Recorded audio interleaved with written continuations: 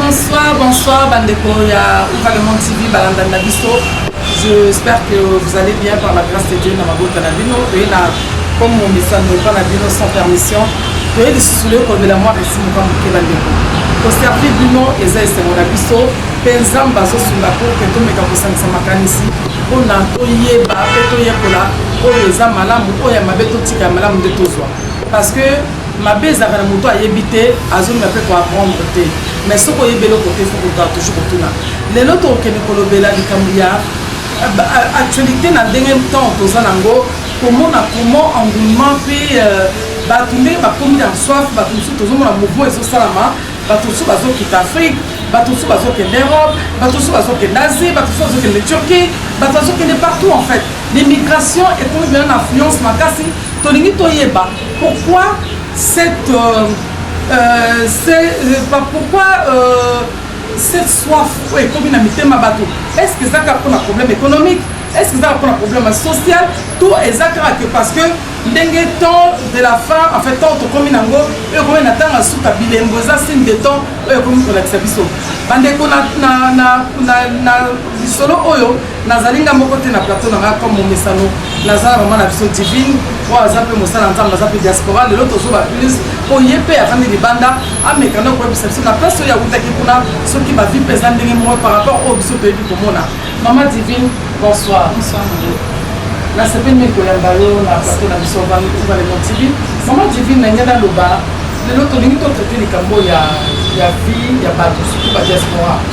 La diaspora, côté pour ça, la moi, je suis mon collègue de maman, et qui a appelé à Zongi, avec elle, pourquoi ça me conseil pour le bateau. Attends, on a des bandas, on a vu la plan social, on a toujours sur spiritualité, la plan social, et ça va être sur les bandas pour la maille, un jour, tout zonga. Il y a des bateaux qui vont être habitués.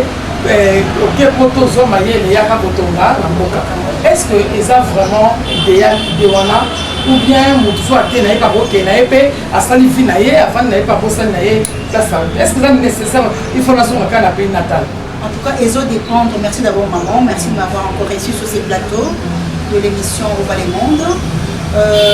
En fait, pour la question à maman, je peux dire que cela dépend d'une personne à une autre. Pour quelqu'un qui est né avec l'amour de la patrie, et à Kendaka, Mboka Lubaya, a évi qui a été pour la Mayele, pour investir dans Mboka. Il y a des gens qui sont vraiment nés avec cette soif de voir son pays progresser. Et ça, il y a un pays qui a rêvé que le pays n'a pas été comme un pays. Tout le monde a la Mayele, mais que nous fructifier Mayele Nangai, pour avoir une bonne connaissance, nous avons un bagage intellectuel à manière munene, pour qu'il peut contribuer à progrès en Mboka Nangai. Ce sont les élites que le pays envoie à l'extérieur pour qu'il ne cause pas Mayele, pour mais de nos jours, maman, c'est comme vous venez de le dire, c'est vraiment difficile de voir que Moudouake, Kakapona soit Famboka. La plupart des familles qui vont immigrer dans un pays étranger, les Kakapona va bien à Bango, pour intérêt à Bango, pour bien-être à Bango. Donc c'est vraiment difficile, peut-être que c'est là que, peut-être au travers de cette émission, il faudra réellement sensibiliser, surtout nous les Congolais d'aujourd'hui, vu que le pays n'a plus est-ce qu'il y a des Congolais qui peuvent se mettre d'accord pour dire que nous allons vraiment prendre la connaissance de l'extérieur, nous enrichir pour te faire. Je pense que justement c'est là qu'il faudra réellement mettre en phase pour que éveiller la conscience il y a Bolingo Mboka. Parce que quelqu'un qui est né et qui n'aime pas son pays, vraiment, c'est difficile. Donc, si on pays, comment que le pays est voisin? Et surtout que là où toi tu vis à l'étranger, on ne te traite pas comme un nationaliste. Du coup, il y a toujours, surtout que la couleur de la peau est déjà un problème assez important. Et du coup, tu ne penses pas, même si on ne te le dit pas, hein, on verra toujours, tu seras toujours un manqué, hein, même si on ne le dit pas, mais c'est ça. Mais du coup, tu ne peux pas être toujours ravi. Et qu'à moi, injustice un peu dans le traitement. Du coup, ce qui est vrai, ce qui est mieux, c'est de retourner au pays pour pouvoir construire le pays avec ceux qui sont. Voilà, maman divine. Tout le temps, on va vraiment à poto, avant de frigo, rempli, compte garni. Et puis que ce n'a pas pour ça dessert, n'a pas pour ça yaourt, n'a pas. Let on se le dise, banana, Donc, na courage pour consommer ta yoke, tu as raisin, tu as fruits, pourtant, la ngami ressemble à fruits. Mais dis-moi, dans la conjoncture actuelle, auto zo l'exana Congo, yo zo bakimuta ke auto avant dina makambo de les na mboka, andi maintenant kotika. Donc, Eldorado place Yaoudi. Ah, il y a vraiment de la souffrance là-bas. Ce qui il y a un terre qui dernièrement dans l'église de Bisso, dans le service de Bisso à culte anglophone. Il y a un tour qui est bon. Si vous avez un hamburger, vous avez pizza, si vous avez ice cream, il y a bien, vous avez les cigares bien, vous avez des athées, courant qui est ndakate, maï qui est ndakate, olali na yo.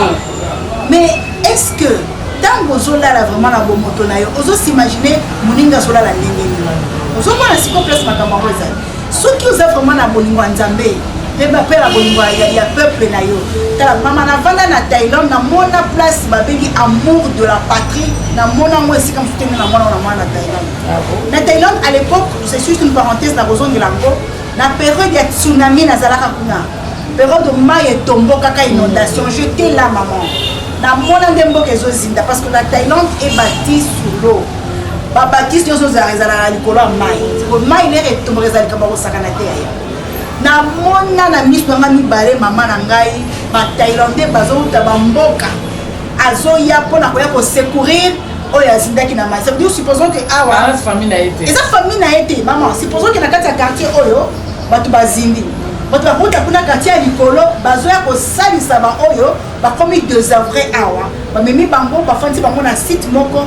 Entreprise oyo esalaka babiloko ya kolia par exemple oyo esalaka par exemple bausine ya mai, bausine ya mapa, bausine ya lait, tout ça bakomi koya na biloko ebele chaque jour koya kotikela bato wana bazalaka basalaka bamai okomona koya na bacamion ya mai aye kotikala mpo bato bazala mposa komela mai.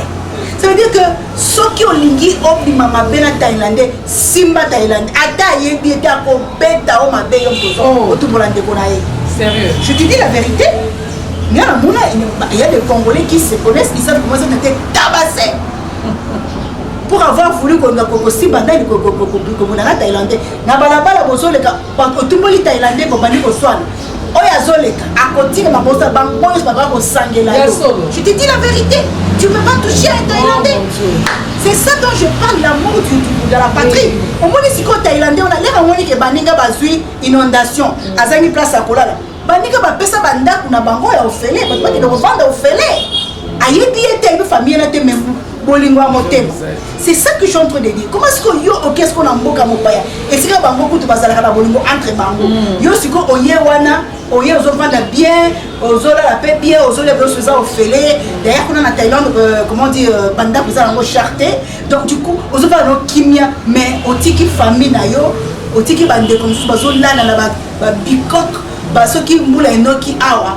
Kuna yo lali pongi bango bazo zina okuzala tena moi pour ça qui n'a tellement nous n'amboka là qu'est-ce qui se passe, c'est dire comment est-ce que mes frères bazo tika na passe ni on a encore ça. Mais si toi tu te dis donc moi je vais aller étudier dans un pays comme celui-là pour venir servir dans mon temps. Na plus que exemple les Tingabwe avant que le Seigneur puisse m'appeler à son œuvre ngana kende ki pena makanisi wana et là on est tout qui ngai divine là kende kotanga maintien de la paix et résolution des conflits.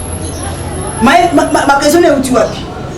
C'est parce que j'ai vécu étape difficile dans Bokanabisson, arrivé à AFD, tout ça, ça m'a trouvé à Goma. Je vis tout ça, je connais tous les déroulements de l'histoire de mon pays. Du coup, on a fait le bilan, quand même. Je suis même parlé un tout petit peu, je suis m'exprimer, pour contribuer à Kimia. Je suis venu avec des stratégies, je les ai exposées à la télévision, je fais ceci, cela, mais Dieu étant séculier, il m'a appelé à autre chose. Mais du moins, il y a un souci. C'est-à-dire qu'il y a un on a occupé poste, mais au moins que je puisse être en mesure d'exercer, de mettre en profit des autres ce que moi j'ai appris là-bas.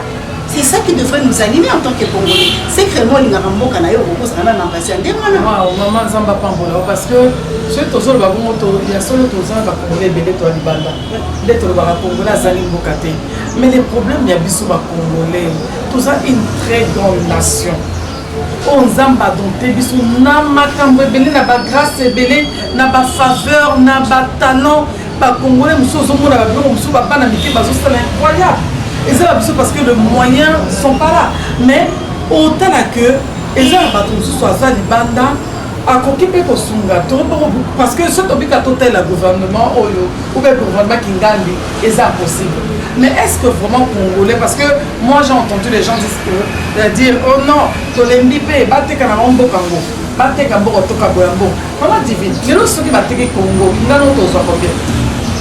Maman, ils ont passé. Au moins, les battus en Boka et Arabie Saoudite, c'était dans quel pays du Moyen-Orient il y avait une grande guerre on est où Mela Makasi. Nakutala ka ba réfugié en Boka, on a en Boka Thaïlande. L'air a remis pour préparer la zone là. Parce que ça m'a dit maman, est-ce que vous me m'avez sonné à yon que devant en Boka la ville? Elle dit mais pourquoi? Elle dit parce que vous avez en Boka. C'était vrai. Vous avez en Boka, Boka va qui de la paix, bombardé. C'était vraiment. Il n'y avait rien, c'était des réfugiés. Au moins, les moutons, Azol et la croisade en Boka. Azol, on est là, maman, me mangaï. N'a que le moment en Boka la vie, mais comme si tout ça soit en Boka. Oui, maman. Si on a un Boka la vie, on a besoin de zones en Boka. Les gens ont tout le monde en Boka. Azol et la homme et maïe. Si vous vous imaginez, dans le ballon de l'île, il y a un bateau qui a débarqué dans Djili, dans Mindele. Oh, bah, on va à Congo, bah, tu vois, mais les réseaux, au moins une dizaine, par famille, par zone là, tous en Mboka. Mais si vous avez un Mboka, vous avez tous en Kango, oh, tous à ce qu'on voit, tous à la Néné. Maman, Soki, nous connaissons, à des années, on m'a campagne Zambé, mais quand même, alors priez pour la ville où je vous ai précipité. Parce que votre bonheur dépend. Mais maman, ceux qui ont nos ensemble la peau en boca côté. Tu adores le pays du voisin parce que là ils ont tout et cela. Tu sais pas que eux aussi ils ont travaillé pour que leur pays soit sécurisé. Bah travailler qui? Comme moi là-bas, moi ils allaient les salir. Bah travailler qui? Si vous prenez pas comprendre tout ça, on travailler pour pouvoir et ça n'a pas la même chose. Tu vois, c'est là que je comprends rien. Tout est comme ça. Nous devons prier pour notre pays. Si mon peuple prie, des chroniques 7-14. S'humilie à non, mais il faut connaître la parole. C'est que Zambé la paix. Tu sais pas, il y a des pays que Dieu a épargnés. Il y a de guerres que Dieu a épargnées. Il y a des pays que Dieu a sauvés. Nous ne sommes pas nous. Nous sommes là. Nous n'avons pas d'amour. Nous sommes un peuple mis à part, mes bien-aimés. Tous ces pays Congolais. Congolais, des problèmes na biso, il faut tout l'ongola, moté mama bé. Tala ndenge maman zopé par exemple à l'obike na Thaïlande, dans la monde en na Chine, que ba vidéo ba dit que mutu congolais à ça qui soit à côté de magasin moi soki nini ba s'embrouiller na chinois ba bandi bitumba tous les chinois donc ba ko bandeko ko bi na luka passe na moi mais tala a au mona et Congolais sont protégés na étranger. Azo protéger étranger, azo tika koto étranger abeta ndeko na ye. Et bandi non na likolo tina c'est pas bon. Bandeko, dès na oti ko samno tout à l'heure que tous en abou entre biso, poto baki on est mieux que chez soi. La possible na bino to landa élément moko na sima to zonga na plateau poto basu pour ça là analyse par rapport élément au bateli biso na régie. C'est parti. Dans le château rouge. Eza mawa penza na makambo toza na château rouge nzambe na ngai yo toza na château rouge eza pasi pa château rouge tune talaka ndungu ti wala ukokanike na nsongo memona yakala mpasi tata simoniki mbangwe epe bakala miso na magana na kiti yango bakaya kosola mokolo na kendo olingi kokende te soko totieka po bayeba ozali français aza français ya solo tokome français ya solo tala na molangi na ya wiski baya kosola bino mokolo na bokende non d'origine nini d'origine ya biso aza moto na biso maka papa passeport ya yo me pone luki mutu ta bana osala ta na mukanda na yo nani yango asala na mukanda na oboyi futa passe ça de matel ya nini kati mutu soki asali na mokanda na yo orespecte kaka bafuta baimpo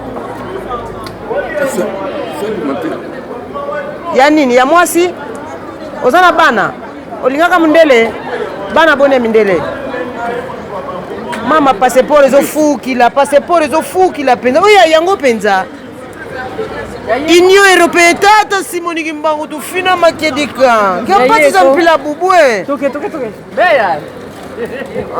mfumu yisu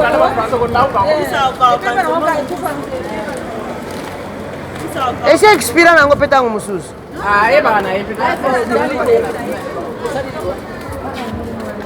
tata nzambie ebantu kukinsasa kodi beta vingi la kedika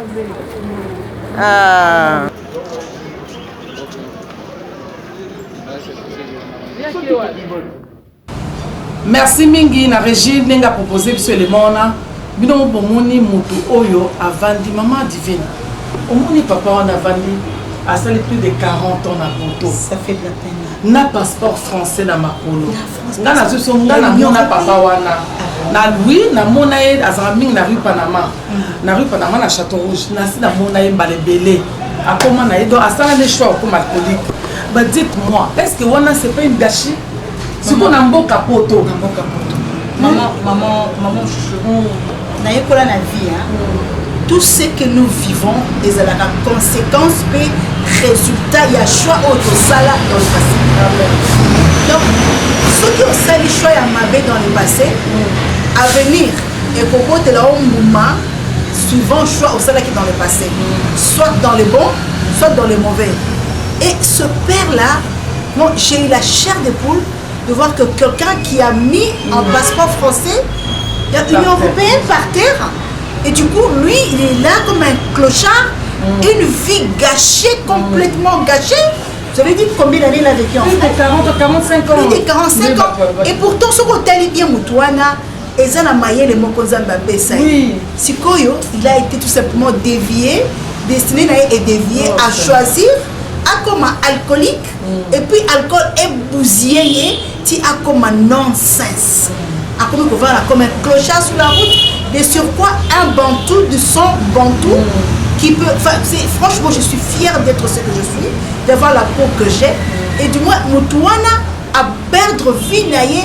Dans 40 ans, vous imaginez quelqu'un comme celui-là avec ce que Dieu a déposé en lui, qu'est-ce qu'il aurait fait pour ce pays? Peut-être c'est un... voyant comme ça, ils ont appelé Gaza Moutamaï, Gaza Moutoukemutou, la bagage peut-être mais oui. Il a quelque chose dans la tête et du coup, regarde, il a choisi d'être un clochard. Vous savez, c'est la plus grande honte, en fait, la honte du siècle.